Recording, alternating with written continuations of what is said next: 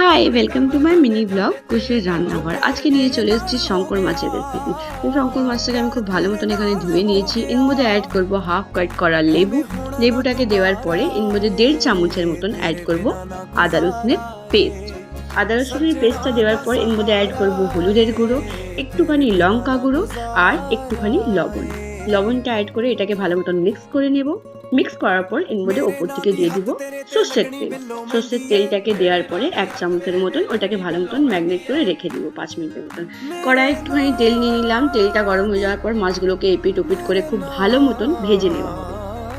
দেখতেই পাচ্ছ লাল লাল করে একটু ভেজে নিচ্ছি।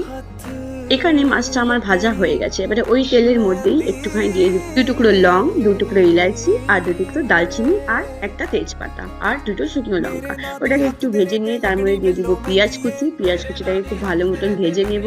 ভেজে নেবার পর এটার মধ্যে অ্যাড করব আদা রসুনের পেস্ট 2 চামচের মতন। এটাকে খুব ভালো মতন নাড়বো যেহেতু মশলাটা একটু কাঁচা কাঁচা ভাবটা চলে যাক। ওর মধ্যে দিয়ে দেবো টমেটো কুচি, হলুদের গুঁড়ো, লঙ্কার গুঁড়ো আর জিরের গুঁড়ো। ওটাকে দিয়ে ভালো মতন মিক্স করব। আর একটু দিয়ে দিলাম ধনে গুঁড়ো আর টেস্টের অ্যাকর্ডিং লবণ দিয়ে ভালো মতন নাড়িয়ে নিয়ে নিব। এটাকে একটু ভাজা হতে দেবো লো ফ্লেমে। যখন তেলটা ছেড়ে যাবে ওর মধ্যে অ্যাড করে দেবো জল। জলটা দেওয়ার পর খুব ভালো মতন এটাকে নাড়িয়ে নেব। তারপর কিছুক্ষণের জন্য ঢেকে রেখে দিব। তারপরে ঢেকে নেওয়ার পরে যখন ফুটবে তরকারিটা ওর মধ্যে দিয়ে দেবো ধনেপাতা। ওটাকে ওরকম করেই ছেড়ে দিব লো ফ্লেমে। যখন আবার এটা ফোটা স্টার্ট করবে ওর মধ্যে দিয়ে দিব আমরা মাছগুলো। মাছগুলোকে দিয়ে ভালো মতন মিক্স করে নিতে হবে। 2 মিনিটের মধ্যে ঢেকে নিব যাতে মশলাগুলো চলে যায়। ওপর থেকে দিয়ে দিলাম কাঁচা লঙ্কা। Thanks for watching.